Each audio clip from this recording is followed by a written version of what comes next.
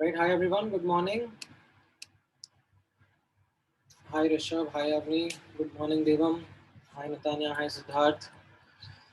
Good morning everyone.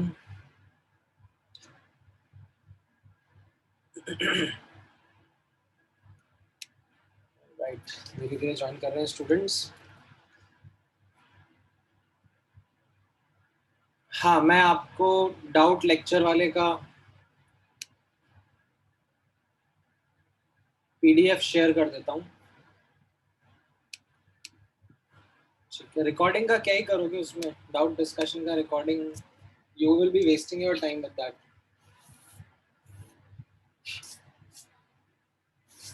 मैं उसका वो जो पीडीएफ है वो शेयर कर देता हूँ ताकि आप लोग देख लोगे उसमें क्या क्या सोल्यूशंस कैसे कैसे करना था.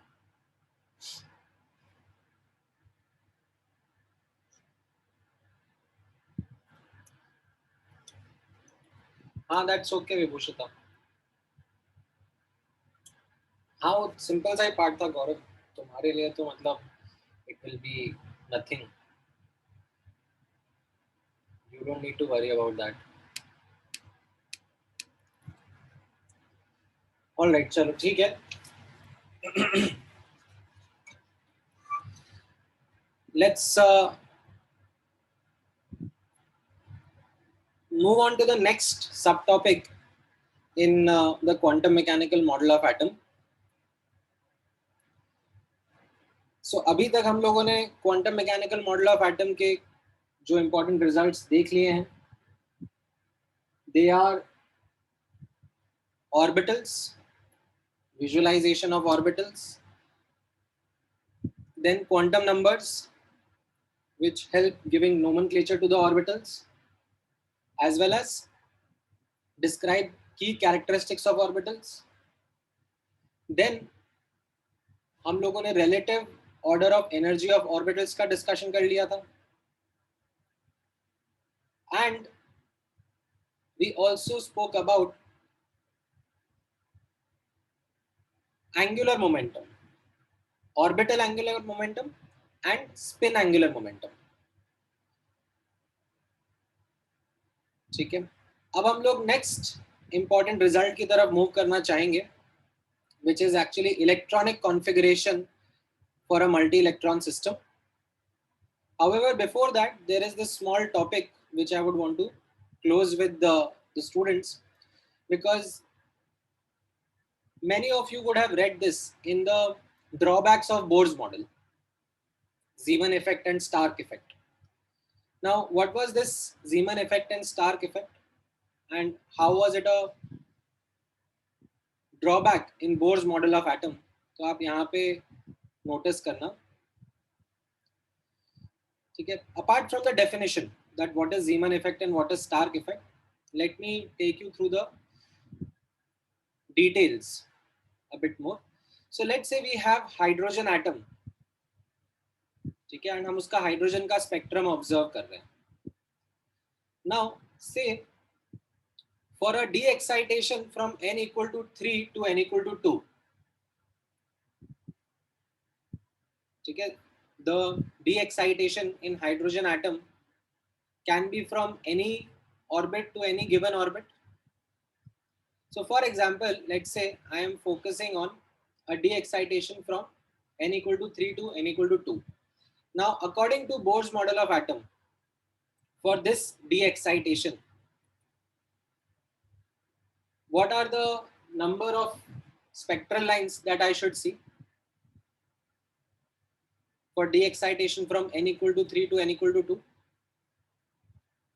Just one, because according to Bohr's model of atom, there is a discrete energy associated with orbit 3, there is a discrete energy associated with orbit 2, and corresponding to the energy gap between them, we should see a photon of particular energy level getting emitted.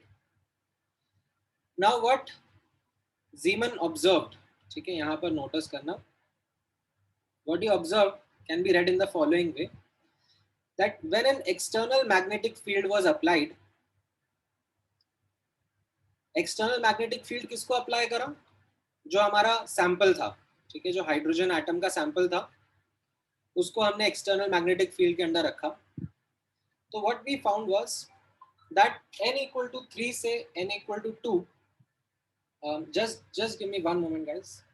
Give me 2 minutes.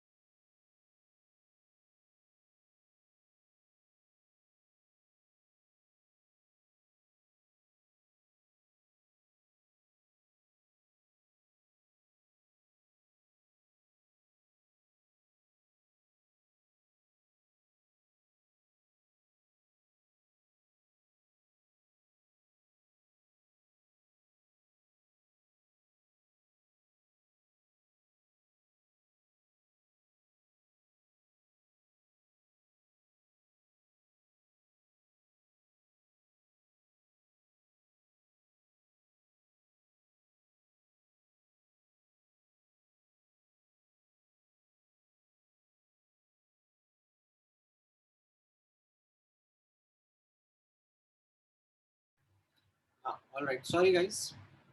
Can you hear me now?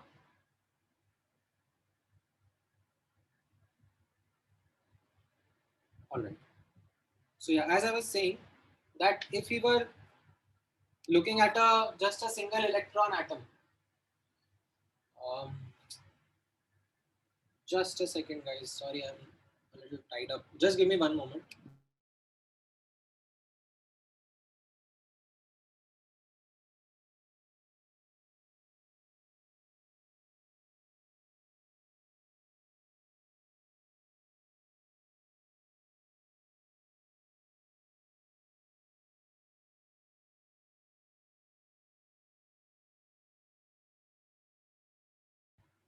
Huh. Coming back. So if I'm looking at a hydrogen atom, ठीक है, without an external magnetic field, ठीक है, if there was no external magnetic field that was present, जैसा हम लोग पहले देखते थे, तो n equal to 3 से n equal to 2 का transition would correspond to a single line, a single sharp spectral line.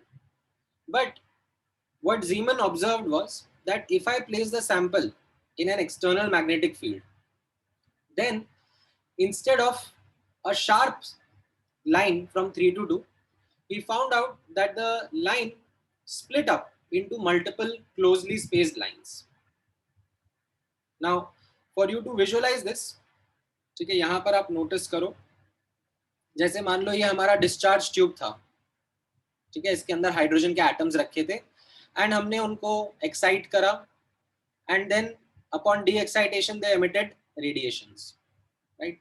तो जो एक पर्टिकुलर n equal to 3 से n equal to 2 का लाइन था, which was when magnetic field was off, there was no magnetic field on the sample, it was one particular line, it was found to split into closely spaced spectral lines when the magnetic field was switched on. ठीक है. Now अब notice करना that this was something which Peter Zeeman and his colleagues tried to understand that what was the reason behind it. So the understanding they came up with was, यहाँ पर notice करना, this splitting was attributed to the loss of degeneracy of orbitals. Why? Because पहले कैसा हो रहा था, पहले this entire n equal to 3 और उसके जो ऑर्बिटल्स थे, ठीक है, से 3s हो गया, 3p हो गया, 3d हो गया, right, they all were just one single energy level because they are all of the same energy, right. ये हम लोगों ने लास्ट क्लास में अपनी अंडरस्टैंडिंग में एनर्जी ऑफ ऑर्बिटल्स में समझा था. And similarly then n equal to 2, ये अपने आप में एक अलग एनर्जी लेवल था, बी 2s 2p. And when there was no magnetic field, तो जो डी एक्साइटेशन हो रहा था 3 से 2, it corresponded to one particular line only. But when the magnetic field was switched on, what happened was that these orbitals within, say, the third shell, let's say ये 3d के orbitals के बारे में बात कर रहा हूं मैं, n equal to 3 and l equal to 2, it means 3d के orbitals. तो ये 3d के orbitals जो पहले same energy के थे, they now became slightly different in terms of their energy levels. वैसे ही जो 2p था, ठीक है, जैसे 2p था, n equal to 2, l equal to 1, तो पहले ये सब सेम एनर्जी लेवल के थे, but after the magnetic field was switched on, the energy levels were something which became different. And now if the electrons were de-exciting between these energy levels, so rather than observing one particular spectral line, one particular photon, we were observing many spectral lines which were closely spaced because इनके बीच का energy gap जो था वो ऐसा बहुत दूर दूर नहीं था, ठीक है. So the frequency or wavelength of the photon emitted were close to each other, but with high resolution devices, with high resolution observations, we were able to see that there were multiple closely spaced lines. Okay, so this is what is called as Zeeman effect. Now, Stark effect is the same observation but under the influence of an external electric field. Zeeman effect, जैसा मैंने आपको बताया यहाँ पर, Zeeman effect is splitting of the spectral lines under the presence of an external magnetic field, whereas Stark effect was the splitting of spectral lines under the presence of an external electric field. ठीक है, इतना समझ में आया आपको? इसमें कोई doubt है? बोलो श्रवण. So was it this same spectral line splitting into the it's a 3-4 spectral lines, or more spectral lines were formed? So understand the fact that it is not the splitting, like बोलने के लिए splitting बोला जा रहा है, but what they are trying to say is that rather than just one line for n equal to 3 say n equal to a transition, they were observing many closely spaced lines. Okay. ठीक है, बोलो मानव. So is the reason for this for the involvement of the L quantum number the same as why we consider the L quantum number in the multi-electron species? Well, not just that, but above जी जैसे क्या है, ये तो hydrogen atom के बारे में मैंने बात करा, ठीक है. This was a single electron species only. Yeah. ठीक है, मल्टी इलेक्ट्रॉन स्पीशीज में n एंड l का मैंने अंडरस्टैंडिंग क्यों लिया था? बिकॉज वहां पर इलेक्ट्रॉन्स का भी इंटरेक्शन रहता है.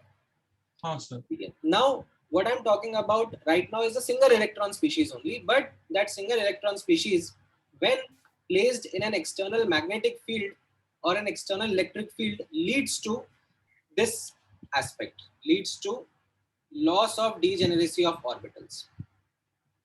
Degeneracy क्या था? Same energy. Yeah.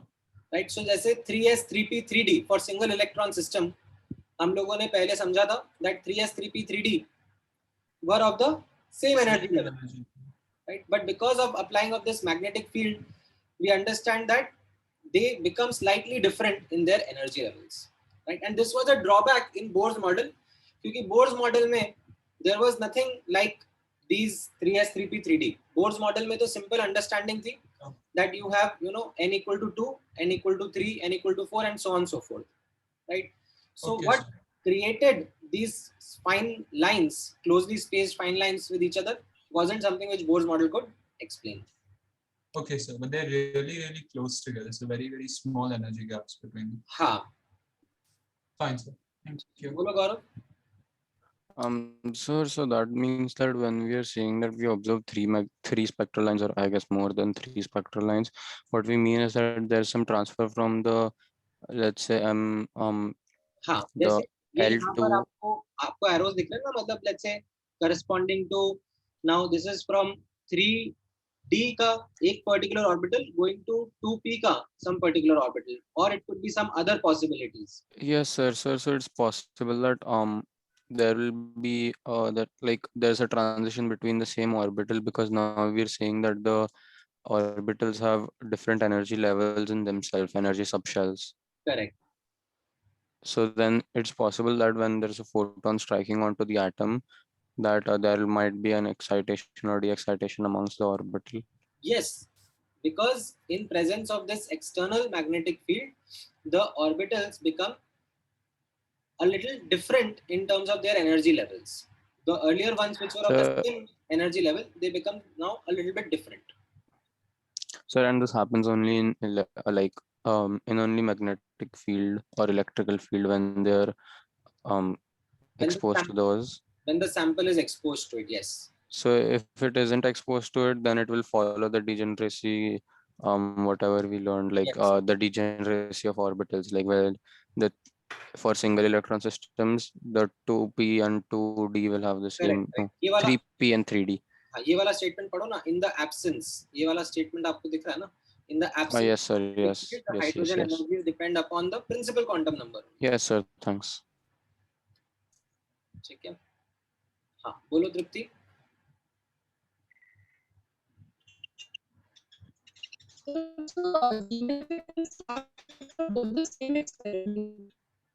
आपकी आवाज क्रैक हो गई काफी.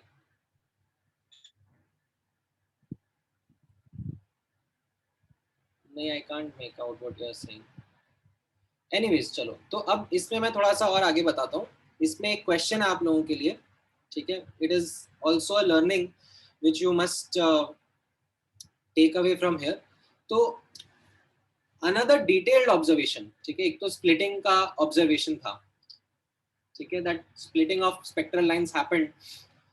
And इसमें as you can see that if I was to do a simple counting, ठीक है, that how many then possible de-excitations can be there, right?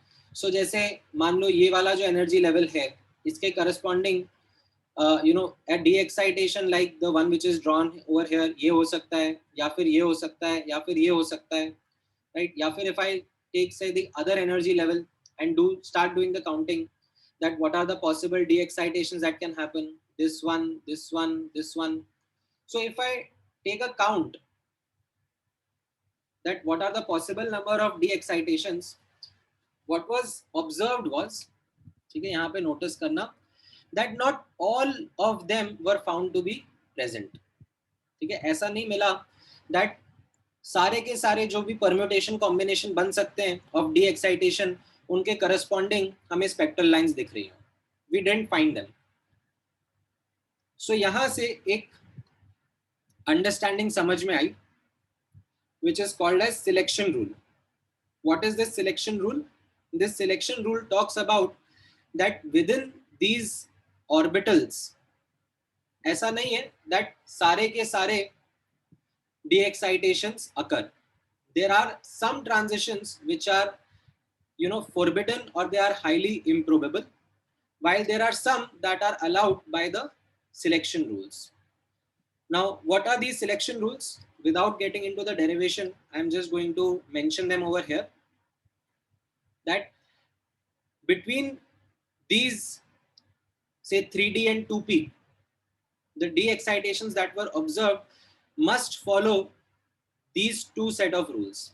That delta L should be plus minus 1, not 0, and delta ML should be equal to 0 or plus minus 1.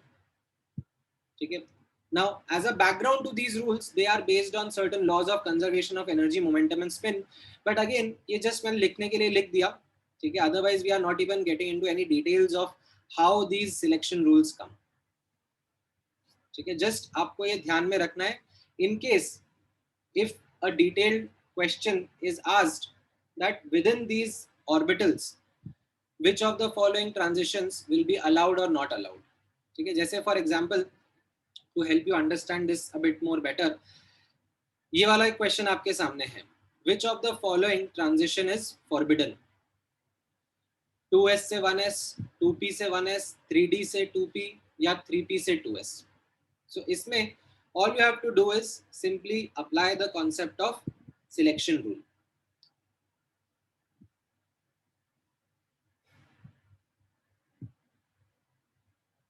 So यहाँ पर एक एक करके आप calculate कर सकते हो. ठीक है. If I ask you to focus on the l values, right, यहाँ पर एल वैल्यू 0 है, यहाँ पर भी 0 है, यहाँ पर 1 है, यहाँ पर 0 है, यहाँ पर 2 है, यहाँ पर 1 है, यहाँ पर 1 है और यहाँ पर 0 है. ठीक है, राइट. सो ये वैल्यूज ऑफ एल आपने फिगर आउट कर ली, right. Now in each case if you look at the delta l value, ये 0 है, यहाँ पर डेल्टा एल का वैल्यू कितना हो जाएगा, -1. ठीक है. Changes final minus initial, -1, -1, right. तो ये तीन जो है ये तो अलाउड हो गए as per the selection rule, but delta l equal to 0 is not allowed. So that will be the forbidden one. ठीक है.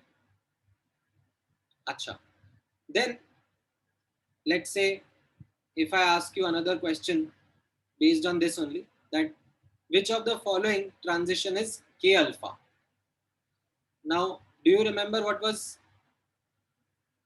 the nomenclature? So K series implied Lyman series.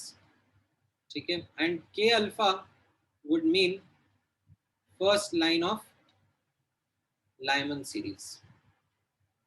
Okay, so first line of Lyman series, you remember it was n equal to 2 to n equal to 1, but within 2 to 1, what will be the answer based on the above rules that we have discussed?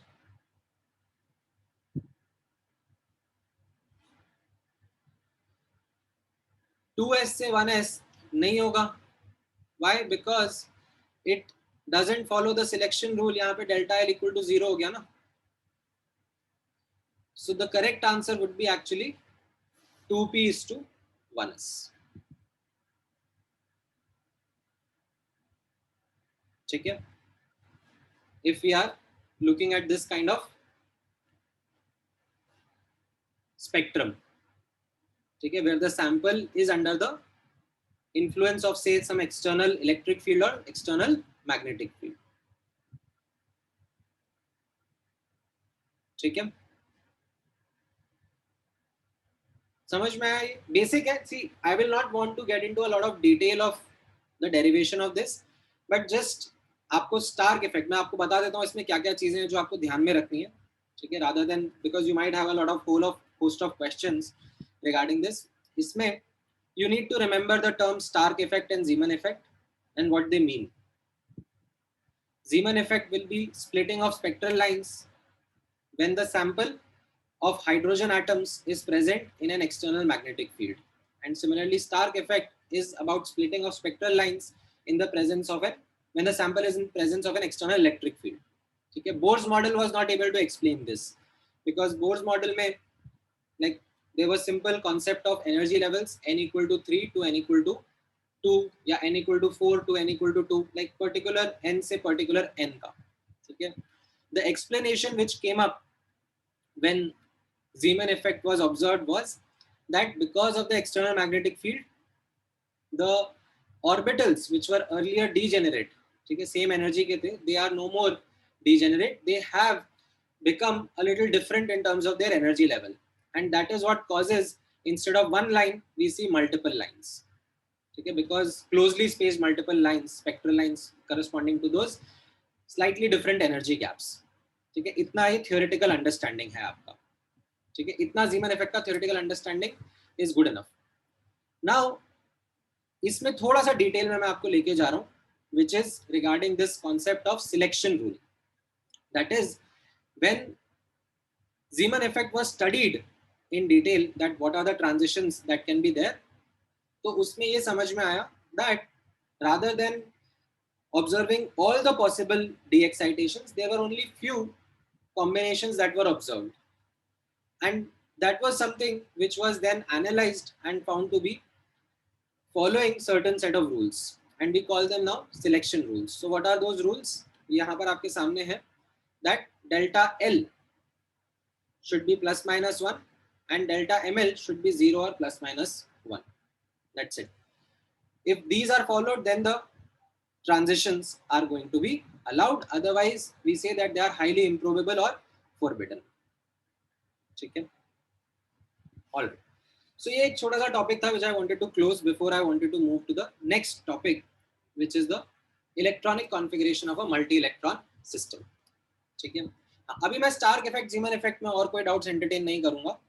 Let's move on to the next important topic, which is electronic configuration of multi-electron system.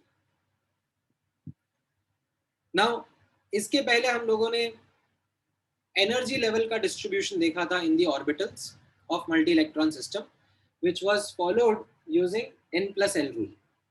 Now, notice करना अब किस तरीके से हम लोग with the knowledge of orbitals of a multi-electron system, we are going to fill electrons in those orbitals.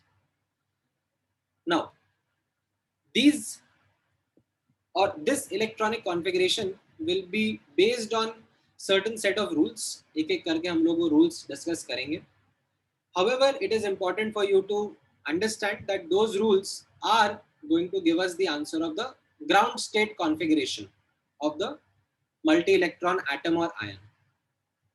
ठीक है, that lowest energy state जो रहेगा of that atom, उसका configuration हमें इन set of rules से मिलता है. Now, एक एक करके ऑब्जर्व करते हैं. सबसे पहला रूल रहता है which is called as Aufbau's rule or n plus L rule. Now, n plus L rule was something which gave us the relative order of energy of orbitals. And based on that relative order of energy of orbitals, we get the first statement that lower energy orbital gets filled first. This is something how you would have filled the electron in the Bohr's model as well, right? Bohr's model में भी कैसा है, around the nucleus आपने बोला था n equal to 1 orbit है, n equal to 2 orbit है, n equal to 3 orbit है.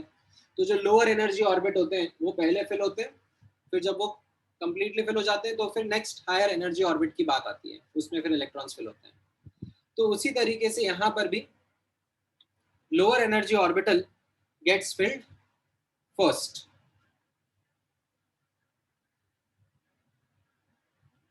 Then increasing order of energy में हम लोग ऑर्बिटल्स को फिल अप करते जाते हैं, ठीक है. And this order of energy is something which is given by n+l rule. So if you remember the diagram of Aufbau's जो मैंने आप लोगों को लास्ट क्लास में बताया भी था, right, this will give you the relative order of how to fill the electrons in the orbitals, ठीक है. सबसे पहले 1s में जाएगा, फिर 2s में, देन 2p से 3s में, ठीक है, देन 3p से 4s में, देन 3d, फिर 4p, फिर 5s and so on so fourth, ठीक है. So this was the first set of rule called as Aufbau's rule. Now notice करना, ये वाले ऑर्बिटल्स एग्जिस्ट नहीं करेंगे ना, 1p 2d 3f ये एग्जिस्ट थोड़ा करते हैं. ये मैंने आपको लास्ट क्लास में देखो लिखना बता दिया था. I am not repeating that right now, how to go about writing this. Second rule notice करना, second rule is called as Pauli's exclusion principle. Now, to simply put what Pauli's exclusion principle says is that in an orbital there can be only maximum 2 electrons present. Okay, that is what the simple statement of Pauli's exclusion principle is.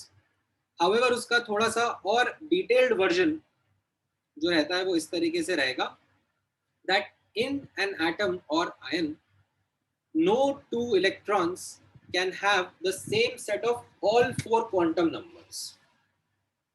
ठीक है, 4 quantum numbers जो है n, l, ml and ms, all 4 of them cannot be the same for 2 electrons. So notice करना, अगर हम किसी orbital के अंदर इलेक्ट्रॉन के बारे में बात करेंगे, ठीक है, for an electron in an orbital, the first 3 quantum numbers n, l and ml, they are as per the orbital only, ठीक है. इनफैक्ट जो n, l and ml है वो श्रोडिंगर इक्वेशन से सॉल्व होके आते हैं, they correspond to a particular orbital only. So if in an orbital we have to fill multiple electrons, then the 4th quantum number is what then should be different. Okay, within an orbital, the electrons should have the 4th quantum number that is different. Now, how many allowed values were there for the 4th quantum number? ये हम लोगों ने last class में discuss किया था that there were only 2 allowed values of the 4th quantum number, that is plus half and minus half. Right, so it brings in the conclusion that in an orbital, okay, there can exist maximum of only 2 electrons, and those 2 have to be of different quantum spin state. अगर एक plus half होगा तो दूसरा minus half ही होना चाहिए. So if I was to diagrammatically, ठीक है, represent this, ठीक है, यहाँ पर notice करना, diagrammatically हम लोग कैसे represent करते हैं इसको. सो लेट्स से अगर मैंने एक बॉक्स है, ठीक है, उसको मैंने ऐसे ऑर्बिटल बताया, दैट एक बॉक्स है जो कि ऑर्बिटल रिप्रेजेंट कर रहा है, एंड उसके अंदर मैं एरोज से इलेक्ट्रॉन रिप्रेजेंट कर रहा हूँ, right. Then within that box only 2 arrows और 2 electrons can be present, and that too with different spin, ठीक है. तो वो डिफरेंट स्पिन हम लोग कैसे डिनोट करते हैं, एक अप और एक डाउन से, ठीक है, एक अप एरो से एक डाउन एरो से. This is the accepted way in which we write. ठीक है, you don't try to devise some new ways by yourself. ठीक है, sometimes I've seen students doing that. ठीक है, ऐसे मत लिखना, because then they will be showing that they are the same spin. ठीक है, या फिर उल्टा करने के लिए ऐसे मत लिख देना कि सर ऐसे भी तो लिख सकते हैं, या कुछ और तरीके से, मतलब like you start drawing some horizontal left right ऐसे करके, ये सब मत करना, ठीक है। This is the accepted representation, ठीक है। they have to be of the opposite spin. If they aren't of the opposite spin, then they have the same fourth quantum number, which is what Pauli's exclusion principle is forbidding. Pauli's exclusion principle is saying that in an atom, no two electrons can have all the four quantum numbers as identical. Okay, then they are not different electrons, then it is the same electron. और एक orbital के अंदर पहले तीन quantum number तो same ही रहेंगे, n, l और ml.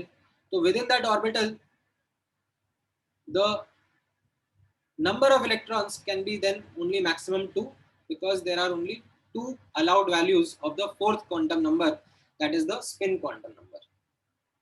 ठीक है, all right. Now comes the third rule. ठीक है, यहाँ पर नोटिस करना, this is called as Hund's rule of maximum multiplicity. Now what does this rule talk about? यहाँ पर ध्यान से ऑब्जर्व करना. This rule specially comes into feature, specially comes into importance जब हमें degenerate orbitals में electrons fill करने होते हैं. ठीक है, जैसे if you remember ये जो ऑफ बाउ रूल है, तो मान लो मैंने 1s में इलेक्ट्रॉन फिल कर दिए 2 इलेक्ट्रॉन, फिर 2p में सॉरी 2s में 2 इलेक्ट्रॉन फिल कर दिए. अब मैं 2p में जब इलेक्ट्रॉन्स फिल करने जाऊंगा, ठीक है, 2p में कैसा रहेगा, I will have 2px 2py 2pz, ठीक है, तीनों इक्वल एनर्जी के हैं. तो अब इनमें इलेक्ट्रॉन्स कैसे फिलअप होंगे, तो उसके लिए we have Hund's rule of maximum multiplicity. What does it say, यहाँ पे नोटिस करना, it says that while filling electrons in degenerate orbitals, no pairing should take place until each degenerate orbital is filled with at least one electron in parallel spin. ठीक है, सो ये खूब सारा English हो गया, आई एम श्योर आपको नहीं समझ में आया होगा, एक बार में एग्जाम्पल के थ्रू थोड़ा और अच्छे समझ में आएगा. So let's say if I have to fill और राइट डाउन ऑक्सीजन का कॉन्फ़िगरेशन. ठीक है, ऑक्सीजन के अंदर, ऑक्सीजन एटम के अंदर कितने इलेक्ट्रॉन्स हैं, देयर आर 8 इलेक्ट्रॉन्स. ठीक है, नाउ ये 8 इलेक्ट्रॉन्स को अब हम फिलअप करना शुरू करेंगे. ऑफ बाउ रूल से जाएंगे हम लोग अगर, ठीक है, तो यहाँ पर सबसे पहले किस में फिलअप होंगे, 1s में. ठीक है, 1s में कितने ऑर्बिटल्स हैं, देयर इज जस्ट 1 ऑर्बिटल, तो उसमें 2 इलेक्ट्रॉन्स फिलअप हो गए. ठीक है, फिर नेक्स्ट हम लोग किस में जाएंगे, 2s में, है ना. 2s में भी हमने 2 इलेक्ट्रॉन्स फिलअप कर लिए. फिर हम लोग इलेक्ट्रॉन्स किस में फिलअप करेंगे, अब 2p में, राइट. कितने इलेक्ट्रॉन्स और फिलअप करते हैं, 4 इलेक्ट्रॉन्स. ठीक है, तो वो चारों के चारों 2p के अंदर आ सकते हैं, क्योंकि 2p की कैपेसिटी कितनी हो जाएगी, 2p की कैपेसिटी तो 6 की है ना. There are 3 2p orbitals, each can have a maximum of 2 electrons, so the capacity of 2p is 6. तो जो 4 इलेक्ट्रॉन्स है उसके अंदर फिल हो जाएंगे. तो अगर मैं इसका कॉन्फ़िगरेशन लिखना चाहूंगा ऑक्सीजन एटम का, तो यहाँ पर नोटिस करना, it will be something of this nature, 1s2 2s2 2p4. ठीक है, this will be the configuration of oxygen atom. However, अब थोड़ा डेप्थ में अगर हम देखेंगे that how electrons are to be filled in these orbitals. ठीक है, तो थोड़ा ध्यान से नोटिस करना, हम लोग ये 8 इलेक्ट्रॉन्स को कैसे फिलअप करेंगे. फर्स्ट इलेक्ट्रॉन 1s में फिल करा. ठीक है, अब एक और इलेक्ट्रॉन हो सकता है 1s में फिल कर सकते हैं, बिल्कुल. However, make sure that उसका स्पिन ऑपोजिट रहे. ठीक है, तो ये 2 इलेक्ट्रॉन्स 1s में चले गए. फिर 2 और इलेक्ट्रॉन्स हम लोग फिल कर सकते हैं 2s में, राइट. एक अप स्पिन का और फिर दूसरा डाउन स्पिन का. ठीक है, 4 इलेक्ट्रॉन फिल कर लिया. अब मुझे 2p में इलेक्ट्रॉन्स फिल करने हैं। तो यहाँ पर अब हंट्स रूल का स्टेटमेंट अप्लाई करना होता है। व्हाई? बिकॉज 2p में as you can see you have 2px, 2py, 2pz, all three are of the same energy level. Now what does that mean? That these are degenerate orbitals, they are of the same energy level. Now I have to fill electrons in this. तो अब मुझे fifth electron fill करना है. Where should I fill the fifth electron? Out of these three box. The answer is किसी में भी fill कर दो, कोई फर्क नहीं पड़ेगा. ठीक है, ये जो तीन बॉक्सेस हैं किसी में भी फिफ्थ इलेक्ट्रॉन फिल कर दो, कोई फर्क नहीं पड़ेगा. तो लेट्स से आई डिसाइडेड कि मैं यहाँ पे फिल कर रहा हूँ. ठीक है, मेरी मर्जी. अब इनफैक्ट मेरे को इच्छा है तो मैं ऐसे अप स्पिन भी नहीं भरूंगा, मैं ऐसे डाउन स्पिन का भी भर सकता हूँ. It is completely up to my choice. मैं 2p के, क्योंकि तीनों ऑर्बिटल्स की एनर्जी सेम है, किसी में भी भर सकता हूँ एंड कैसी भी स्पिन के साथ में भर सकता हूँ फिफ्थ इलेक्ट्रॉन को. अब नोटिस करना, ठीक है, अब सिक्स्थ इलेक्ट्रॉन भरने की बारी आ रही है. That I have to fill the sixth electron. तो हंट्स रूल का स्टेटमेंट अब आप रीड करो. ठीक है, अब हंट्स रूल का स्टेटमेंट इंपॉर्टेंट हो जाता है. The Hund's rule का statement says that while filling electron in degenerate orbital, that is the same energy orbital, no pairing should take place. ठीक है, no pairing can happen. So अब मुझे अगर सिक्स्थ इलेक्ट्रॉन भरना है तो फिर मैं उस सिक्स्थ इलेक्ट्रॉन को ऐसा नहीं कर सकता, ये गड़बड़ हो जाएगा. I can't do pairing right now.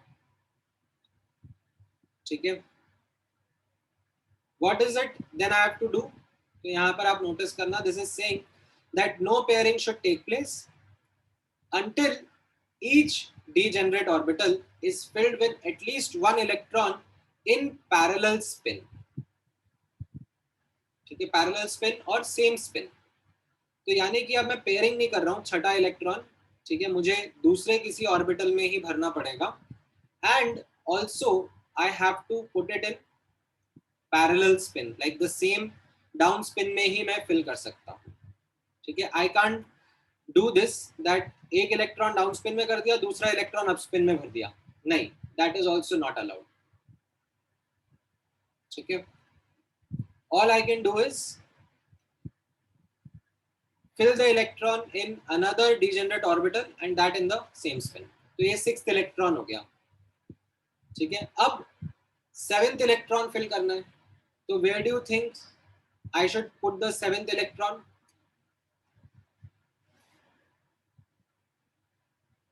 And how should I put the seventh electron? So I follow the Hund's rule. It says that I put that electron in the degenerate orbital. ठीक है, जो भी ये बचा हुआ orbital होगा, ठीक है, एम्प्टी वाला, इसी में पुट करना है and I have to put it in parallel spin, the same down spin only. ठीक है, I can't put it in up spin. ठीक है, इस तरीके से समझ में आया. अब 8th इलेक्ट्रॉन मुझे फिल करना है. ठीक है, अब 8th इलेक्ट्रॉन मुझे फिल करना है and now I have to fill.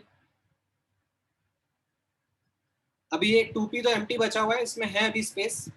ठीक है, अब मुझे पेयरिंग करनी ही पड़ेगी क्योंकि अब हंट्स रूल का स्टेटमेंट कैसा है? No pairing should take place until each degenerate orbital is filled. So we have filled all the 3 degenerate orbitals. ठीक है, with at least one electron and that too in parallel spin. तो हमने इतना कर लिया है. अब मेरे पास में 8th इलेक्ट्रॉन फिल करने के लिए कोई ऑप्शन नहीं बचा है. ठीक है, I have to put them in any of these 3 box. ठीक है, जिसमें आपकी इच्छा है. ठीक है, कोई फर्क नहीं पड़ेगा, आपको जिसमें फिल करना है आप कर सकते हो. ठीक है, again because these 3 are identical only. तो अब let's say I decided to fill the electron in this third box. ठीक है, मेक श्योर अब I have to follow Pauli's exclusion principle. ठीक है, so I can't put the electron in the same spin. Within the same orbital, the electron must have the opposite spin. तो I will have to fill the electron in this way. So this will give me the configuration of oxygen atom. I could have done it the other way also, like ऐसा नहीं है कि इसी तरीके से आप करो, ठीक है. इनफैक्ट जब आप नॉर्मल बुक्स रीड करोगे तो उसमें जब लेट्स से ऑक्सीजन का कॉन्फ़िगरेशन लिखने को होगा तो उसमें they would have like they go in a simple linear way, left to right जाते जाते हैं, तो उसमें दे विल बी लाइक कि हम लोग ऐसे फिल अप कर देते हैं, ठीक है. First electron, second electron, third electron, fourth electron, ठीक है. फिर नेक्स्ट हायर में जाते हैं, फिफ्थ इलेक्ट्रॉन, ठीक है. अब हंट रूल फॉलो करना है, सिक्स्थ इलेक्ट्रॉन, सेवेंथ इलेक्ट्रॉन, ठीक है, सेम स्पिन में, पैरेलल स्पिन में रखना है. एंड देन एट्थ इलेक्ट्रॉन को ऐसे कर दिया, ठीक है. आपकी चॉइस थी, आप किसी और में भी रख सकते थे, that was not a problem, ठीक है. You could have put it in any other orbital as well, ठीक है. It's just that in books आपको इसी तरीके से कॉन्फ़िगरेशन लिखा हुआ मिलेगा because they go in a simple left to right manner, ठीक है. बट ऐसा कंपल्शन नहीं है, आपकी इच्छा है तो आप बोलोगे कि नहीं ये fifth electron, sixth electron, seventh electron ऐसे करूंगा और फिर एट्थ इलेक्ट्रॉन को मैं यहाँ पे करूंगा, बिल्कुल कोई दिक्कत नहीं है, दिस इज एब्सोल्युटली फाइन, ठीक है. नाउ ये तो मैंने समझाया आपको, ठीक है, बट आई एम श्योर कि एक बार में इतना अच्छे से नहीं समझ में आता है until and unless you practice some more examples, ठीक है. So let me make you practice some examples and उसमें आपके काफी सारे डाउट आंसर हो जाएंगे, ठीक है. I am not taking your doubts right now because I know कि एक एक करके काफी सारे डाउट्स आते हैं, but let me make you practice some questions and उसके बाद में आपके डाउट अपने आप फेड ऑफ होने चालू हो जाएंगे, ठीक है. हाँ, अप स्पिन डाउन स्पिन में ऐसा कुछ नहीं है that we are fixing that upward is plus half और minus is downward is minus half, ठीक है, कुछ भी हो सकता है. Okay, now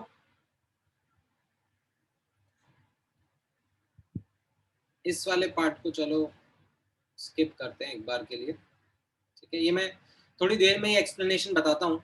this is more of a explanation of what this word maximum multiplicity means, ठीक है. इसको मैं थोड़ी देर में डील करता हूँ. Let me ask you to first draw the configuration of potassium, ठीक है. एक बार के लिए इसको स्किप कर देते हैं, ठीक है. Let me kind of white wash it, ठीक है. अभी इस पर मत फोकस करो, ये मैं थोड़ी सी देर में आपको बता दूंगा. पहले आप मुझे पोटेशियम का कॉन्फ़िगरेशन ड्रॉ करके बताओ. पोटेशियम के अंदर 19 इलेक्ट्रॉन्स होंगे, ठीक है. So you have to follow the same set of rules जो हमने ऊपर डिस्कस किए थे. सबसे पहले आपको डिस्कस करना होता है relative order of energy of orbitals of Bose rule, right? Then you start filling the electrons in the relative order of energy and you fill maximum 2 electrons only in an orbital, and जहाँ पे d generate आ रहे हैं वहाँ पर आपको Hund's rule of maximum multiplicity follow करना होता है, ठीक है.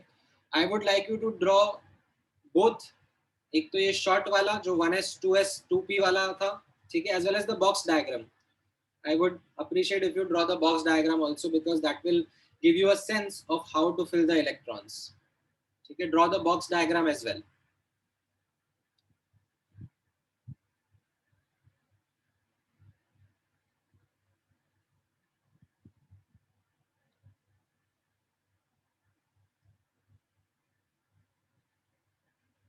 ठीक है, नहीं प्रयुंज आपका गलत है, ठीक है. बाकी लोग सही भेज रहे हैं, ठीक है. मनन आपका भी गलत है, अंशु आपका भी गलत है, क्षितिज आपका भी गलत है, ठीक है. बाकी जो सही भेज रहे हैं मैं उनके नाम नहीं बता रहा हूँ, जो गलत भेज रहे हैं मैं उनके नाम बता रहा हूँ सो दैट यू रियलाइज कहाँ गड़बड़ हो रही है, ठीक है. आर्यवीर आपका भी गलत है,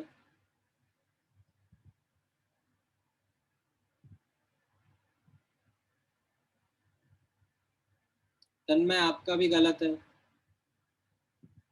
तनीश आपका भी गलत है, रीसा का भी गलत है,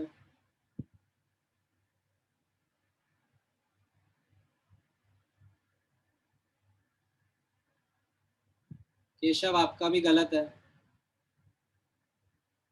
देखो 3p के बाद में 4s फिल होता है, ठीक है, काफी स्टूडेंट्स ने यही गलती कर रहे हैं। आप ऑफ बाउंड रूल तो ढंग से लगाओ ना।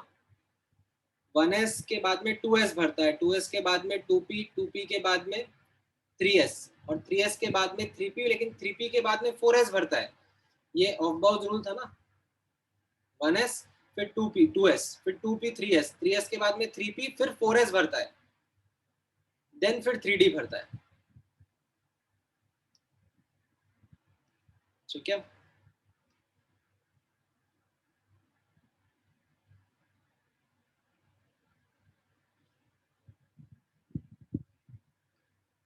ऑलराइट।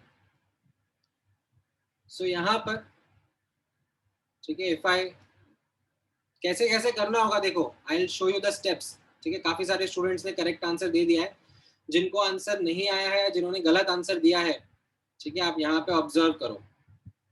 सबसे पहले you need to draw the off-bow diagram. This is the first step, so that you determine what is the correct order of energy in which the electrons are to be filled. ठीक है, तो 1s में पहले भरेगा, फिर 2s में भरेगा, फिर 2p में भरेगा, फिर 3s में भरेगा, then 3p, फिर 4s, फिर 3d, फिर 4p। इस तरीके से ये relative order of energy रहेगा। ठीक है, तो once you are able to write that down, ठीक है, मैं यहाँ पर आपको स्क्रैच से करके दिखा देता हूँ एक्सरसाइज।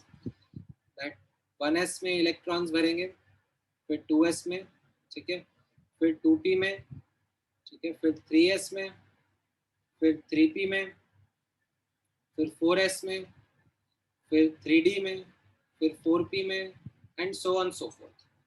ठीक है, इस तरीके से इलेक्ट्रॉन्स फिलअप होंगे।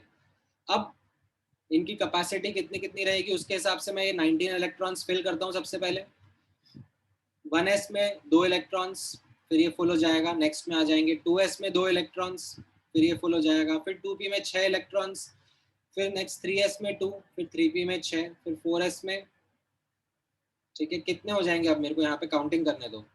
2 + 2 4, 4 + 6 10, 10 + 2 12, 12 + 6 18, 18 इलेक्ट्रॉन्स तो फिल कर दिए। अब एक ही बचा ना, तो 4s में 1 ही जाएगा। ठीक है, 19 इलेक्ट्रॉन्स ही फिल करने थे ना बस। अब after this let me draw the box diagram configuration. ठीक है, सो यहाँ पर अब आप लोग बॉक्स डायग्राम कॉन्फ़िगरेशन देखना। तो उसमें हम लोग क्या करते हैं, ये जो 3p है 2p है, उनको 3 बॉक्सेस में बना देते हैं, because we know that there are 3 orbitals in which the electrons are to be filled, right. So now let's fill the electrons in the arrows वाला फॉर्म 1 by 1. So 1s में 1 electron, फिर 2 electron, 3 electron, 4 electron, 5वां, फिर अब यहाँ पे 100 आ जाएगा, 5वां, 6वां, 7वां। ठीक है, नो पेयरिंग, पैरेलल स्पिन में इलेक्ट्रॉन्स फिल करने हैं। ठीक है, तो ये 6 हो गए, सॉरी 7 हो गए, 4 + 3 7, फिर ये 8वां, 9वां और 10वां इलेक्ट्रॉन। ठीक है, फॉलोइंग द रूल्स। फिर this is the 11th and the 12th electron. ठीक है, फिर 13th 14th 15th। ठीक है, डीजेनरेट ऑर्बिटल्स में 100 रूल फॉलो करना पड़ेगा। 13 14 15, फिर ये हो जाएगा 16 17 18।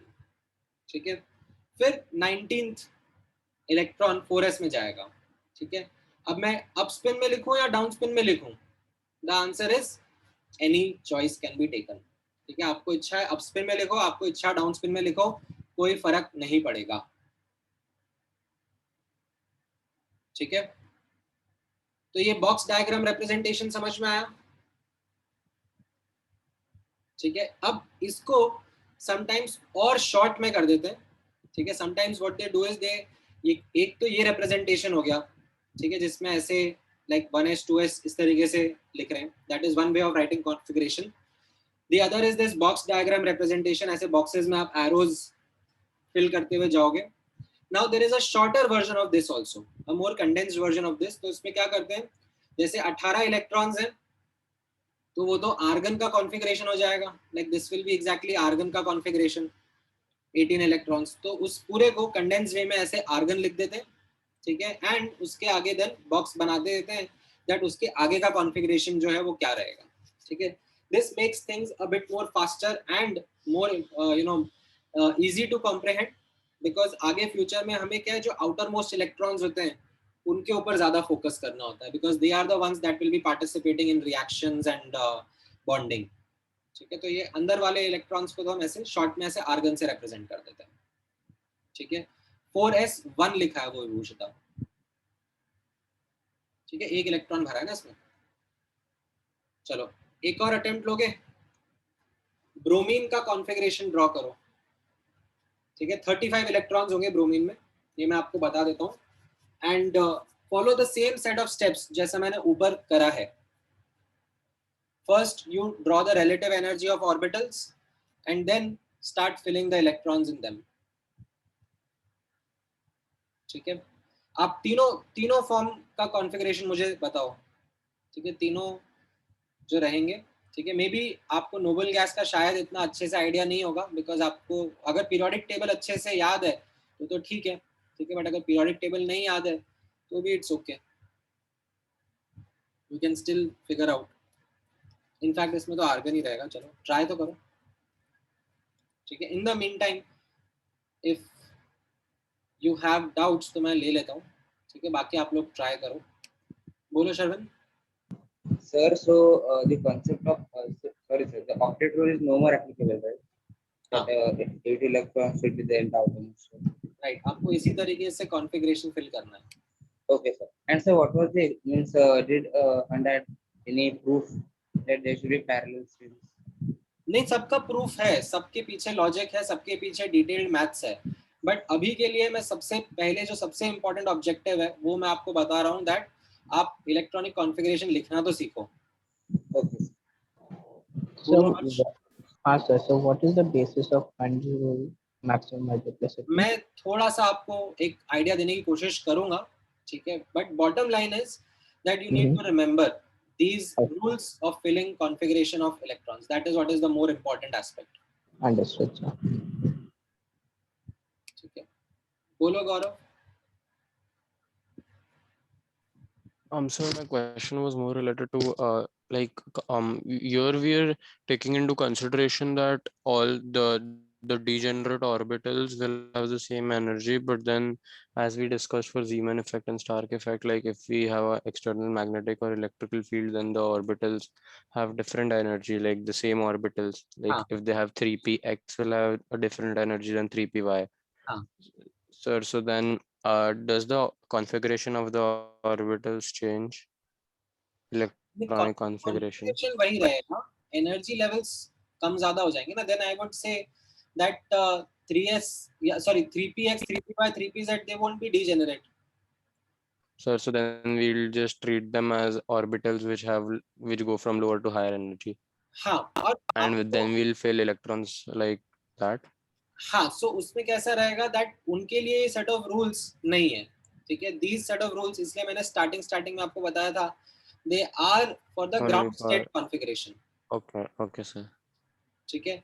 Because of that applying of external magnetic field, maybe some complications might arise in say deciding the new relative order of energy, ठीक है. And it might require a Yes. much more in-depth analysis of how things will happen. Okay, sir. बोलो RV.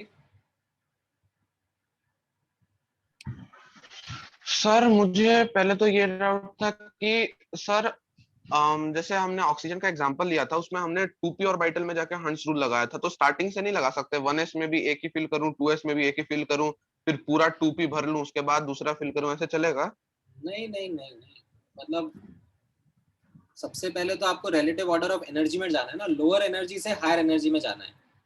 हाँ sir. ठीक है. अब हंस rule कब आता है? जब सेम एनर्जी के ऑर्बिटल्स आप एनकाउंटर करोगे, लाइक 2px 2py 2pz. हाँ सर, ठीक. बोलो मानव. So what happens if orbitals overlap? Sorry. If some orbitals are overlapping, is there any problem which comes, or it's fine? नहीं, तो वो तो हमने पहले ही डिस्कस कर लिया ना, that because of that electrons का interaction, the relative order of energy is in the n+l rule rather than just the n value. So that is Okay. taken into account there itself. Fine, sir. And so, what is the reason for Fund's rule where only 2 electrons can stay in this one shell, the exact same? मैं थोड़ा सा आपको उसका एक idea दूंगा, वो जो मैंने ऊपर स्क्रैच आउट कर दिया था वो मैं ले जाऊंगा आपको ऊपर, उसके बारे में थोड़ा सा आइडिया दूंगा, but not much detail you can get into because it involves some quantum mechanics के principles which aren't really part of our syllabus. Okay, sir. Thank you, sir. ठीक है, हाँ, बोलो धनय. Sir I had a question. Sir जैसे हमने पहले 9th 10th में पढ़ा था कि वो सर्कुलर ऑर्बिट्स होते हैं और उसमें इलेक्ट्रॉन्स 2, 8, 18, 32 होते हैं. बिल्कुल भूल जाना उसको अब. हाँ सर, बट मैंने एक चीज नोटिस की. सपोज 1 का सिर्फ S होता है तो उसमें 2 इलेक्ट्रॉन हो सकते हैं, राइट? हाँ हाँ, सो उससे और इसमें सिमिलैरिटी है, बट आई वुड रेकमेंड कि उसको भूल जाओ और इसको याद करो. सर पर 2S और 2P में भी 2 और 6 तो 8. हाँ, मैं कह रहा हूँ ना, ठीक है, वो सिमिलैरिटी रहेगी, but for the sake of your own benefit, yes, ठीक है, उस पे बिल्कुल भी मत स्टक करना. Whenever it comes to configuration, always look at the modern configuration. Okay sir, thank you. ठीक है, all right, so many students have given the answer to this particular question of what the configuration of bromine would be. ठीक है, and they are looking at the validation कि sir हमने सही करा है कि नहीं करा है. तो let me take you through that process. ठीक है, एक तो आप डायरेक्टली मैच कर सकते हो अपना आंसर. ठीक है, कैसा रहेगा? The answer will be like argon 4s2 3d10 4p5. That will be the correct answer. ठीक है, और if you want to go in a detailed manner, तो आप सबसे पहले यहाँ पर ये ऑफ बाउ का डायग्राम बनाओगे, relative order of energy of orbitals लिखोगे, फिर उनमें इलेक्ट्रॉन्स फिल अप करते जाओगे एक एक करके. ठीक है, 1s के अंदर 2, 2s के अंदर 2, 2p के अंदर 6, फिर 3s के अंदर 2, एंड देन आगे बढ़ते जाओगे. ठीक है, कब तक बढ़ते जाओगे? जब तक 35 इलेक्ट्रॉन्स खत्म नहीं हो जाते. तो यहाँ पर 2, 4, 10, 12, 18, 20, 30 और ये 35. यहाँ पर 4p पे आपके 35 इलेक्ट्रॉन्स फिल हो जाएंगे. तो अब आप उनका बॉक्स डायग्राम बना लोगे, राइट? बॉक्स डायग्राम में आप रूल्स फॉलो करते करते उनको फिल अप करोगे. ठीक है, first electron, second electron, third, fourth, फिर 5th, 6th, 7th, 8th, 9th, 10th. ठीक है, हंड्स रूल फॉलो करते हुए.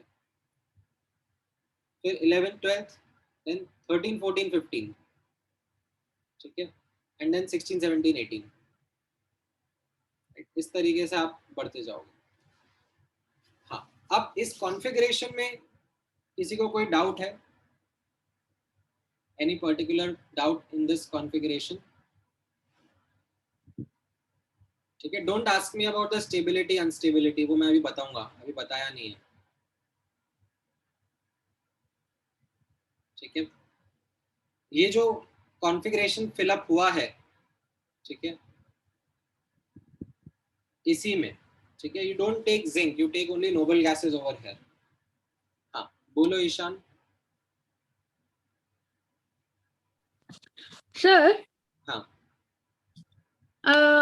आपने वो आर्गन फिर उसका बाद का कॉन्फ़िगरेशन लिखा है, तो वो सिर्फ मतलब नोबल गैस होना चाहिए या कुछ और भी एलिमेंट का कॉन्फ़िगरेशन ले सकते हैं? नहीं, सिर्फ नोबल गैस. अच्छा, ओके सर.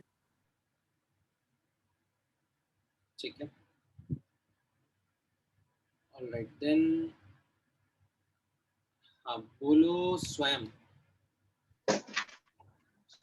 सर हम क्रिप्टॉन नहीं ले सकते, वो भी तो नोबल गैस है. क्रिप्टॉन तो इसके आगे भरेगा ना राजा, मतलब. हाँ सर, तो उसको माइनस में नहीं रख सकते? नहीं, ऐसा कि मतलब नहीं होता. मुझे लगा कुछ ढंग का डाउट पूछोगे तुम.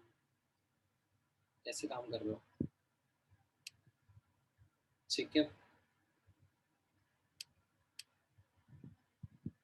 हाँ, बोलो Devanshi. Yes, sir.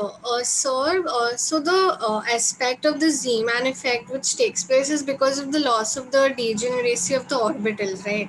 Yes. So why is that loss happening?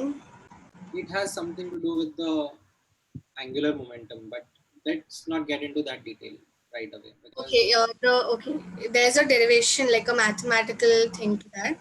there is which talks about these selection rules. Okay, and sir, say if this orbital, the energy shell, it's there in one particular energy level, and then because the spectral lines they split because of the external magnetic field. So, sir, you said that there are multiple ways they can de-excite and come to the lower energy level, but we reject the highly improbable ones, right? Those selection rules are the ones which guide us that which will be the allowed de-excitations, which won't be. Okay, okay. So we don't have to get into the depth of why is that happening. Okay, fine. ठीक है. So ये तो था electronic configuration of atoms. ठीक है. Now मैं आपको और प्रैक्टिस कराऊंगा. ठीक है. अब मैं आयंस का इलेक्ट्रॉनिक कॉन्फ़िगरेशन आपको प्रैक्टिस करा देता हूँ. ठीक है. तो आयंस दो टाइप के रहते हैं. एक तो होता है anion which is the negative ion, and there is then cation which is the positively charged ion. ठीक है. तो अनायन में कैसा होता है, इलेक्ट्रॉन ऐड होता है. So if you have to write the configuration of the anion, so what are the steps that you should follow? ठीक है. You have to write the configuration of the atom, then उसमें एक electron add करना है आपको, and जो भी lowest energy का अनऑक्यूपाइड या वेकेंट ऑर्बिटल रहा होगा उसमें आप उस इलेक्ट्रॉन को एड अप कर दोगे. ठीक है. जैसे फॉर एग्जांपल मैंने आपसे बोला O माइनस आयन का कॉन्फ़िगरेशन ड्रॉ करना है, तो आप सबसे पहले क्या करोगे, आप सबसे पहले ऑक्सीजन का एटम का कॉन्फ़िगरेशन लिखोगे. ऑक्सीजन के एटम का कॉन्फ़िगरेशन कैसा होता है, 1s2 2s2 2p4. तो ये 1 2 3 4 5 6 7 और ये 8. ठीक है. ये 8 इलेक्ट्रॉन्स आपने ऑक्सीजन के फिल कर दिए. ये ऑक्सीजन का कॉन्फ़िगरेशन हो गया. अब ऑक्सीजन आयन का करना है, मतलब उसमें एक और इलेक्ट्रॉन ऐड करना है. तो वो इलेक्ट्रॉन कहाँ ऐड करूँ अब मैं, व्हाट इज द चॉइस, इन दोनों में से किसी भी एक में कर दो. ठीक है. आपकी चॉइस है, कोई फर्क नहीं पड़ेगा. Just make sure that you are following Pauli's exclusion principle. So if you decided to put it in this middle box, make sure you put it in the down arrow such that it is opposite spin. ठीक है. वैसे ही cations का जब आपको electronic configuration fill करना होगा. ठीक है. सो यू हैव से सम Fe2+ आयन, राइट, या फिर मैंगनीज 2+ आयन, Fe3+ आयन. तो इन आयंस का कॉन्फ़िगरेशन जब आपको लिखना होगा तो इसमें भी आप कैसे करोगे. ठीक है. Please make sure that you are following this step. This is important. You first write down the configuration of atom. ठीक है. Don't skip this step. First write down the configuration of atom and then you start removing the electrons. How do you remove the electrons? Cation है तो electron remove करने पड़ेंगे. You remove the electrons from the outermost shell first. ठीक है. जो outermost shell होगा, ठीक है, outermost मतलब जिसका n का वैल्यू ज्यादा होगा, उसमें से आप इलेक्ट्रॉन्स रिमूव करेंगे. This is the logic, this is the thought process that you have to use. So let's say if I ask you what is the configuration of Fe2+. ठीक है. तो आप कैसे जाओगे. ठीक है. I like you to take an attempt. बाकी तो मैं बताऊंगा इसे कैसे करना है. Fe2+ का कॉन्फ़िगरेशन कैसे लिखना है, देखो बताओ. Fe का, हाँ, atomic number of Fe is 26. ठीक है. Z is equal to 26. This is the atomic number of iron.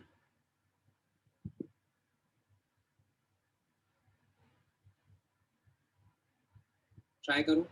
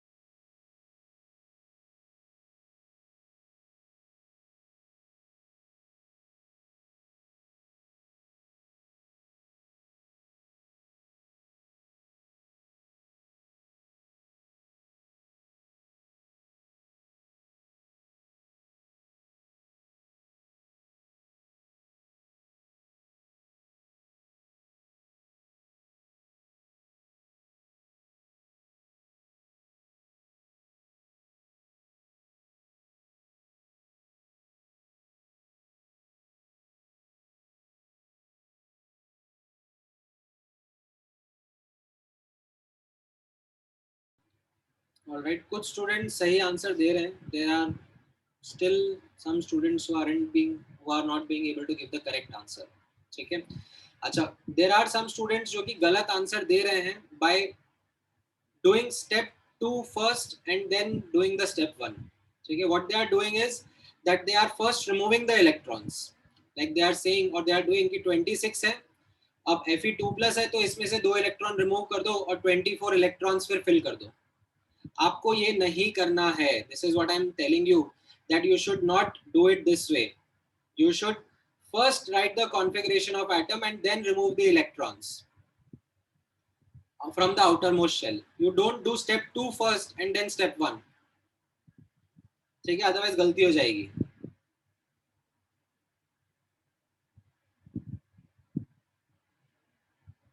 ठीक है नतानिया, आपने वही गलती करी है.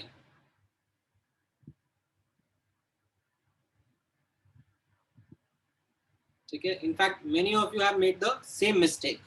सो ठीक है, it's what the first example is, so आप उससे लर्निंग करोगे ही सही. ठीक है, तो मैं आपको सही तरीका और गलत तरीका दोनों बता रहा हूँ. ठीक है, यहाँ पे नोटिस करना.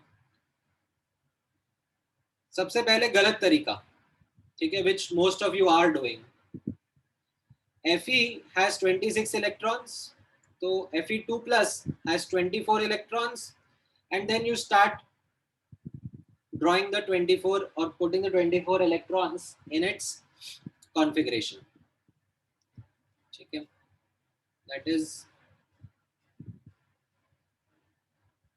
1s2, 2s2, 2p6, 3s2, 3p6, 4s2, 3d4. ठीक है, ये यहाँ तक आपके 26 या 24 इलेक्ट्रॉन्स फिल हो गए. This is absolutely wrong. ठीक है, many of you have done this. ठीक है, दिस इज एकदम गड़बड़. जिन जिन ने ये किया है, ठीक है, प्लीज रियलाइज दिस इज गड़बड़. ऐसे नहीं करना है. What is the correct way of doing? ठीक है, यहाँ पर आप नोटिस करना. The correct way of doing would be something in this way, that you first draw the configuration of iron. ठीक है, आयरन के अंदर कितने इलेक्ट्रॉन्स हैं? 26, राइट. तो 26 इलेक्ट्रॉन्स आपने फिलअप करे इस तरीके से, 1s2, 2s2, 2p6, 3s2, 3p6, वो सब आर्गन में आ गए. फिर उसके बाद 4s के अंदर 2 गए और देन फिर 3d के अंदर 6 इलेक्ट्रॉन्स फिलअप हो गए. राइट. ये आयरन का कॉन्फ़िगरेशन सबको लिखने में आया, समझ में आया? ठीक है, ये आयरन का तो क्लियर है सबको. Now you have to remove electrons. Now you have to remove electrons from where? From the outermost orbit. ठीक है, outermost orbital जो है आपका यहाँ पर, which is the outermost orbital. ठीक है, जिसका n का वैल्यू ज्यादा है, that is the 4s orbital. ठीक है, अब यहां से आप इलेक्ट्रॉन्स रिमूव करोगे. ठीक है, you will not remove from 3d. 3d will be a lower shell. You have to remove the electrons from the higher shell. ठीक है, जो आउटर मोस्ट है. तो ये 4s के इलेक्ट्रॉन्स रिमूव करने. कितने इलेक्ट्रॉन्स रिमूव करने? बिकॉज Fe2+ निकालना है तो ये 2 इलेक्ट्रॉन रिमूव कर दोगे. This is what the correct configuration of Fe2+ would be. ठीक है, so if I have to write it in a longer way rather than this condensed way, if I have to write the configuration of Fe2+, तो ये कैसा हो जाएगा? 1s2, 2s2, 2p6, 3s2, 3p6. ठीक है, ये पूरा जो आर्गन का हो गया. ठीक है, उसके बाद 4s0 है एंड 3d6 है. ठीक है, 4s0 का आप नहीं भी लिखोगे तो भी चलेगा. You just have to write 3d6. ठीक है, एंड 3d6 को बॉक्स में कैसे फिलअप करना है? कुछ इस तरीके से.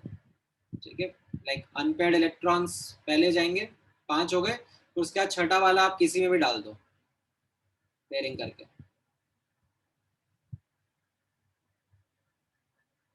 ठीक है, समझ में आया?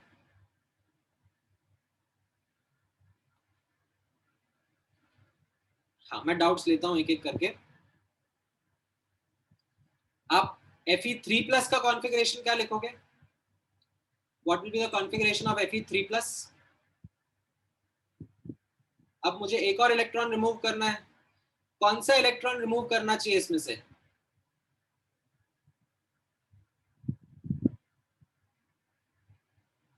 पेयर्ड वाला या कोई सा भी अनपेयर्ड वाला? पेयर्ड वाला करेंगे ना, बिकॉज हंट्स रूल फॉलो होना चाहिए। हंट्स रूल फॉलो होने का मतलब है कि जो भी बचे हुए इलेक्ट्रॉन्स हैं they should be following the hunts rule. ठीक है, this is how the Fe3+ configuration would be. अगर मैं let's say rather than removing ऐसा कर देता, रिमूविंग द अनपेयर्ड इलेक्ट्रॉन, तो फिर मैंने हंट्स रूल वायलेट कर दिया ना। हंट्स रूल क्या कहता है? That no pairing can take place until each degenerate orbital has one electron in the same spin, right? So I need to then follow the rule. ठीक है,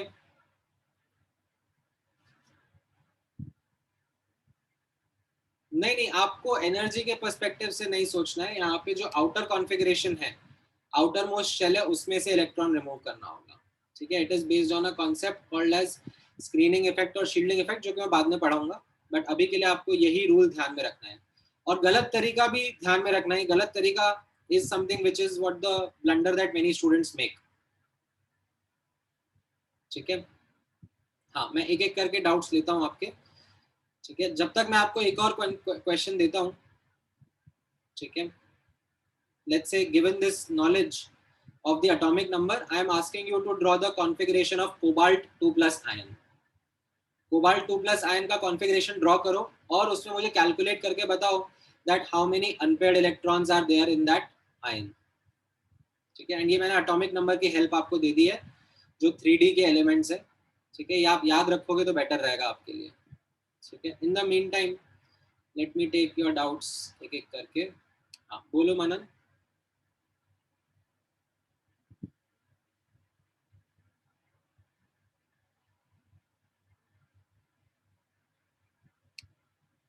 बोलो मोक्ष।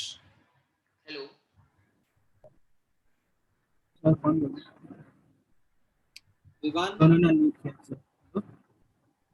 हेलो सर हाँ actually I wanted to ask that n+n rule use कर सकता है क्या? n+l rule sir. क्या होता है? पर मतलब अगर n+l किसी मतलब 1s ऑर्बिटल का ज्यादा है तो फिर उसके हिसाब से हम फिल करते हैं ना ऑर्बिटल्स को। वो रूल यूज कर सकते हैं ना, ऑफ बाय करना बार बार तो मुश्किल। वही तो फर्स्ट स्टेप है ना आपका, ऑफ बाउ रूल, दैट आपको रिलेटिव ऑर्डर ऑफ एनर्जी पता पड़ेगा। Yes sir. फिर आप उनमें इलेक्ट्रॉन्स फिलिंग शुरू करोगे, हंट्स रूल और पॉलीज एक्सक्लूजन प्रिंसिपल ध्यान में रखते हुए। एक्चुअली मैं वही कहना चाहता हूँ कि ऑफ बाउ के बजाय हम n+l यूज कर सकते हैं। अरे सेम ही चीज है बाबा, ऑफ बाउ rule and n+l rule is the same thing. अच्छा ओके सर ओके सर। बोलो मोक्ष। Sir, it would be easier to visualize the periodic table, right? S block, P block वगैरह visualize करके तो हाँ ड्रॉ नहीं करना पड़ेगा ऑफ बाउस प्रिंसिपल का डायग्राम। हाँ बट ऐसा नहीं है कि आप बैठ के उसको रट्टा मार सकते हो। आप यहाँ पे लॉजिक समझ लो तो then No, I am saying like अभी we know कि S block में 2 होते हैं and then P block में 6 होते हैं, so like we at least we can visualize the number of periods and वो the सब यहीं groups. से आता है। हाँ exactly sir, but like periodic table is more familiar than of Gauss principle. नहीं ऐसा नहीं है, आपको जब मैं ऐसे आयंस वगैरह का कॉन्फ़िगरेशन ड्रॉ करने के लिए बोलूंगा ना, तो यहाँ पर the configuration of atoms isn't something which will be जो आपको याद होगा। हाँ yeah. एंड और आगे जाते जाओगे, let's say if I ask you silver का कॉन्फ़िगरेशन क्या है, तो फिर आप थोड़ा सोचोगे ना कि क्या करूं कैसे करूं। Because maybe you don't remember exactly where silver was in the periodic table. No, not that way. I'm saying we know silver का अगर हमें atomic number पता हो, and instead of maybe making the entire diagram 1s2 and वो करके we can remember कि first s block पे दो हाँ, होते हैं, आप so like आपको 2 देखो, electrons आपको and कोई then that's alternate it. तरीका, अगर आपको वो तरीका पसंद आ रहा है तो आप वो करो, ठीक है, I am not denying that, but make sure that it is not something which is wrong when it comes to higher atomic numbers as well. Yes, sir. ठीक है, बोलो Vivaan. So in like the Bohr's model and all, like actually the modern periodic table, we were told like in 10th grade and all that, you know, there's the periodicity of elements that certain periodic properties, you know, kind of return, so they're similar. Does that also apply in the with regard to orbitals, or does that change? Yeah, absolutely. So when I will be teaching you this chapter of periodic properties, the entire periodic table is based on this modern electronic configuration. Okay, sir. बोलो अक्षत. So there's some elements in which 3D comes before 4s, right? तो 3D तो हम लोग पहले fill कर ही रहे हैं ना. No, so I mean like that the energy of 4s is more than 3D in some elements. तो हम लोग वैसे ही तो कर रहे हैं ना, ऑफ बाउ रूल के हिसाब से 3D का एनर्जी कम होता है, उसको पहले फिल कर रहे हैं, फिर 4s को फिल अप कर रहे हैं, वैसे ही तो जा रहे हैं. That is what the Aufbau rule has told us, n+l rule.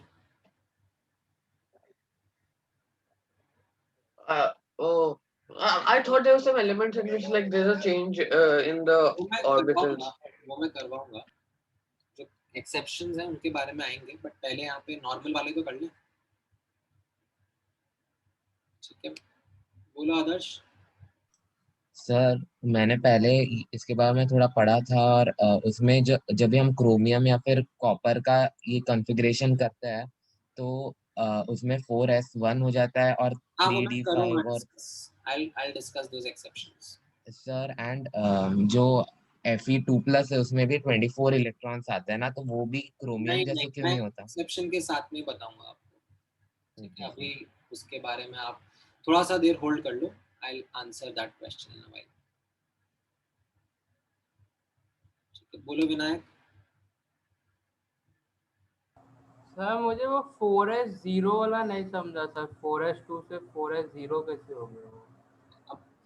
Exactly यहाँ पे आप नोटिस करो, ये कोबाल्ट 2+ आयन का मैंने आपको बताया कि कॉन्फ़िगरेशन ड्रॉ करना है. नाउ अप्रोच कैसा बताया मैंने? सबसे पहले, ठीक है, कोबाल्ट का कॉन्फ़िगरेशन ड्रॉ करो. ठीक है, कोबाल्ट का कितना है? 27 इलेक्ट्रॉन्स है, राइट? Yes sir. सो ये आर्गन तक आपके कितने 18 इलेक्ट्रॉन फिल हो गए? Yes sir. फिर उसके बाद में 4s, फिर 3d का नंबर आता है, तो 4s में 2 इलेक्ट्रॉन्स 20 हो गए. हाँ सर. फिर 3d में 7 इलेक्ट्रॉन्स फिल करने हैं, 1 2 3 4 5, फिर छठा और सातवां. ठीक है, तो ये तो कोबाल्ट का कॉन्फ़िगरेशन हो गया. अब आपको बोला जा रहा है कोबाल्ट 2+ आयन का बताओ. So what is it that you have to do? ठीक है, you have to remove the outermost electrons. ठीक है, what are the outermost electrons? The fourth shell वाले.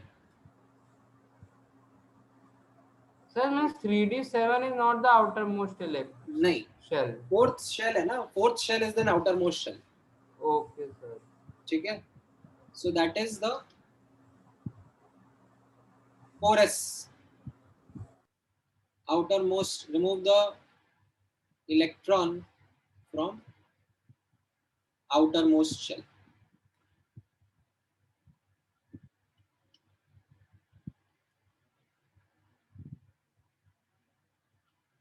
That is यहाँ पर क्या है, 4s, उससे 2 इलेक्ट्रॉन्स रिमूव हो गए, तो क्या बचा यहाँ पर आपका?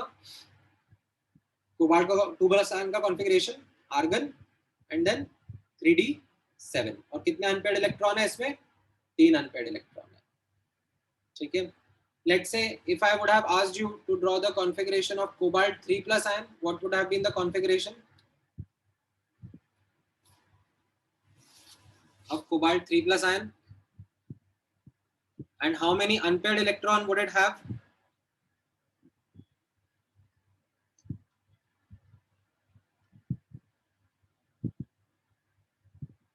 सो ये आर्गन हो गया, ठीक है। इसमें से तो ऑलरेडी इलेक्ट्रॉन रिमूव कर गए। अब जब फोर्थ शेल से इलेक्ट्रॉन रिमूव कर गए तो अब कहाँ से बारी आएगी? थर्ड शेल में से आ जाएगी।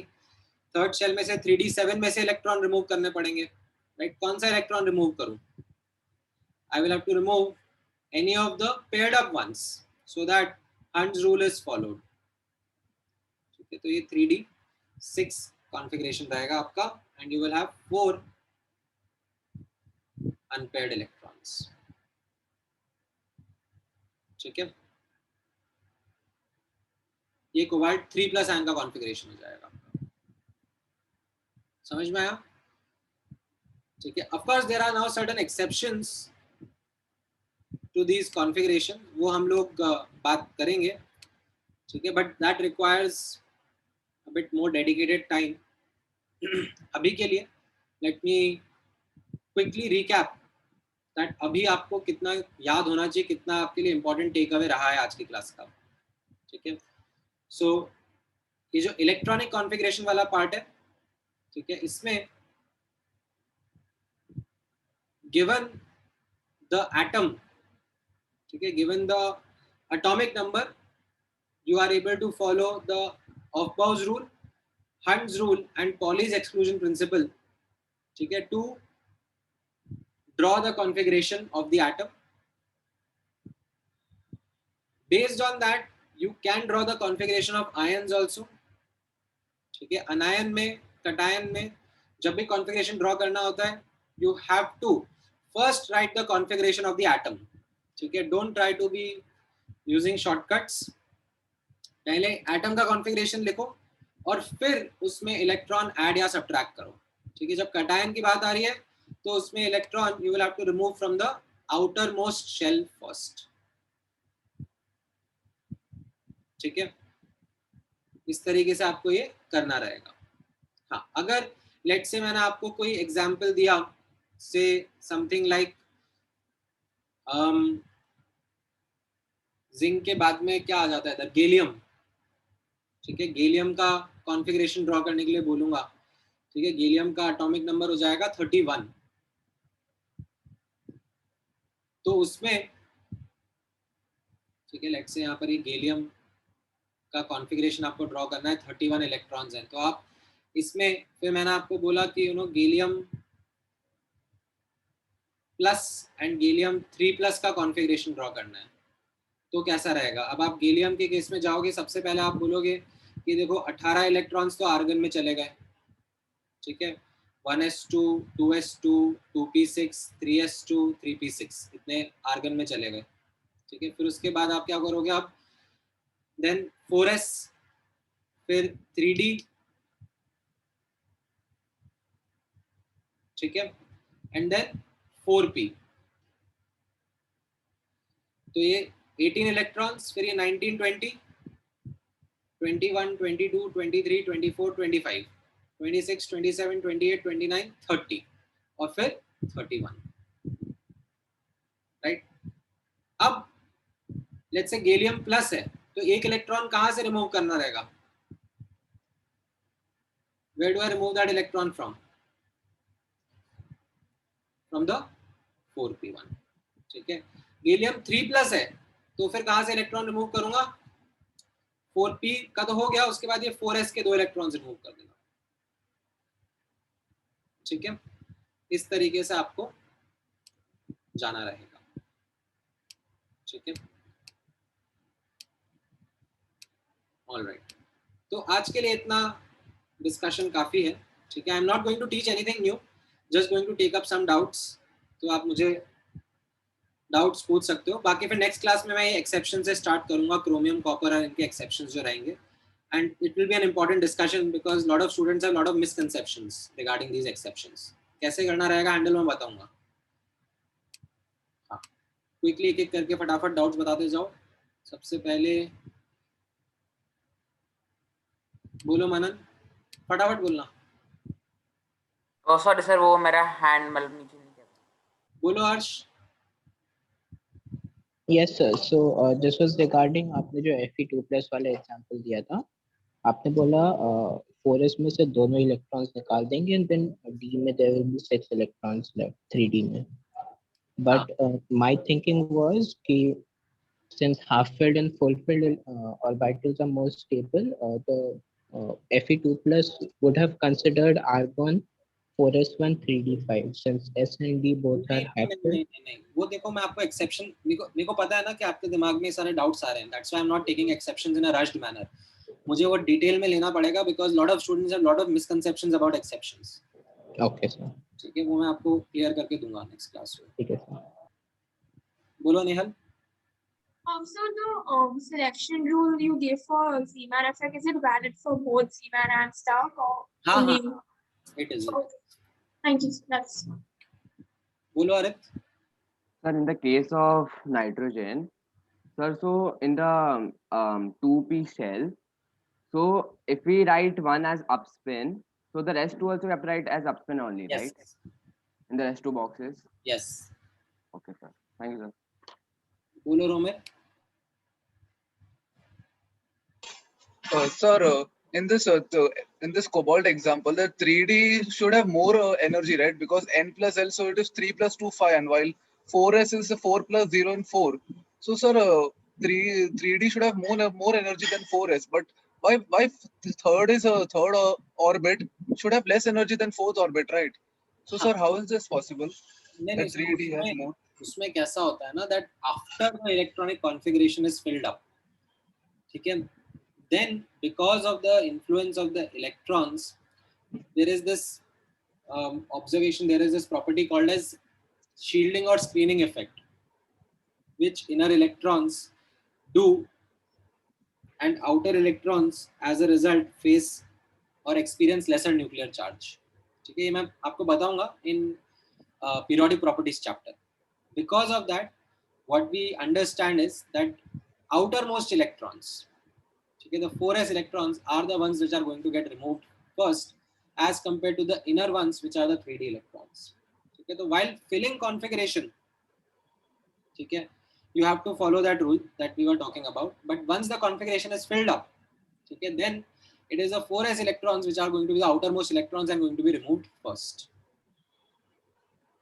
So, sir, the electron means if 4s and 4p is given, then for electrons from 4p can be removed, right? 4p will be removed first, then from 4s. वो भी मैंने गैलियम का example लेके बताया ना. Okay. And sir, if there is an excitation from 3D, which orbit will it end up in? If it is going one orbit up from 3D to fourth orbit, so can it end up in 4s? अगर 4s filled up है तो उसमें तो नहीं जाएगा ना. मान लो जैसे कोबाल्ट है, ठीक है, ये कोबाल्ट में कैसा है, 4s तो ऑलरेडी filled up है. Yes sir. अब अगर मान लो 3D का इलेक्ट्रॉन एक्साइट होगा तो किधर जाएगा, next higher energy orbital 4p में कहीं ना कहीं जाएगा. And sir, if it is for if there's some excitation going on in cobalt 2 plus ion, then then it could go to the 4s one. How sir it will go, because 3D has more energy in n plus l value, right, than 4s. That is before filling the configuration that we take into account. Okay, after filling the configuration, that is where I said that there is a phenomena called as screening effect, which plays an important role in helping us understand that which electrons will be getting removed first. Okay sir, thank you sir. बोलो Anshu. Sir good morning. Sir neon का 2p6 होता है जैसे कि and में balance electron shell, तो फिर उसका मतलब हो गया सेकंड पीरियड p ब्लॉक का 6th ग्रुप. सिमिलरली एर्गॉन का हो गया 3p6, मतलब थर्ड पीरियड p ब्लॉक का 6th ग्रुप. हाँ. पर हीलियम में 1p जैसा कुछ एग्जिस्ट नहीं होता, तो उसका करेक्ट 1s2 ही लिखेंगे क्या? हाँ 1s2 ना, ठीक है. Okay sir. बोलो मानव. So when we say upspin and downspin, we can't assign any value like upspin is plus half or no. If you decide to say put upspin as plus half, then automatically downspin will be minus half. But it is not fixed. You can then also say that upspin is minus half and downspin is plus half. Fine, sir. And sir, is there any significance of these unpaired electrons? Yeah, they do. That is something which will be important for us to grasp and use in the subsequent lecture. Okay, so and so I had one more doubt. It's not related to what you taught today. In the last quiz which you had shared, you had said something about a fine structure constant. So what is that? वो तो मैंने ऐसे ही मतलब it is something which holds a very important it holds a lot of importance in quantum physics, but ये just मैंने ऐसे like introduce करने के लिए word डाल दिया था. Just okay, nothing अपने syllabus के हिसाब से इतना कुछ नहीं. Okay, sir. Thank you, sir. बोलो तो असली. सर ये एच क्रॉस का तुम्हारी आवाज क्रैक हो रही है. ये एच क्रॉस का वैल्यू क्या था? H cross is h upon 2 pi.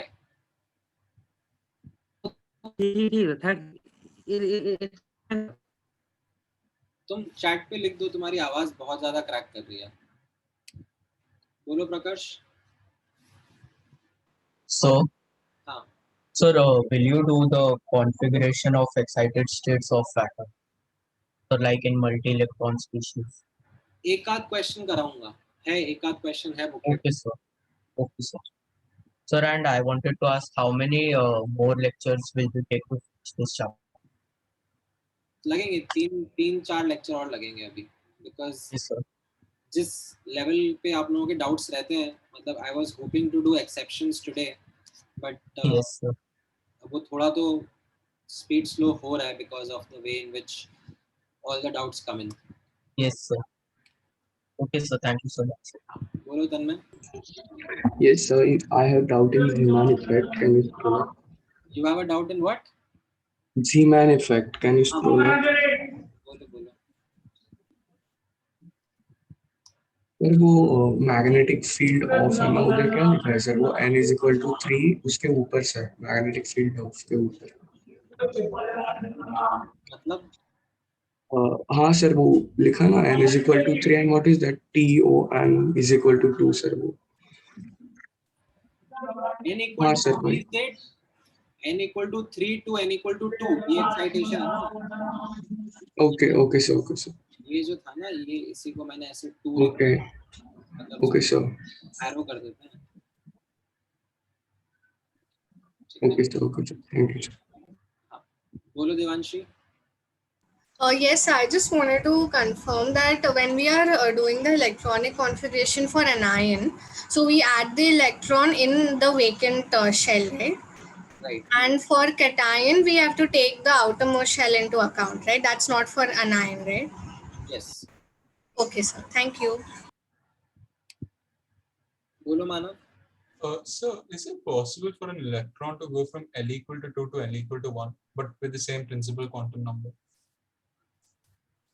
L = 2 to L = 1. Yes. हाँ, तो डेल्टा L उसका 1 हो जाएगा ना, +1, तो ठीक है ना. It's fine. Allowed. Okay. बोलो Kanupriya. Yes, sir. I wanted to ask that how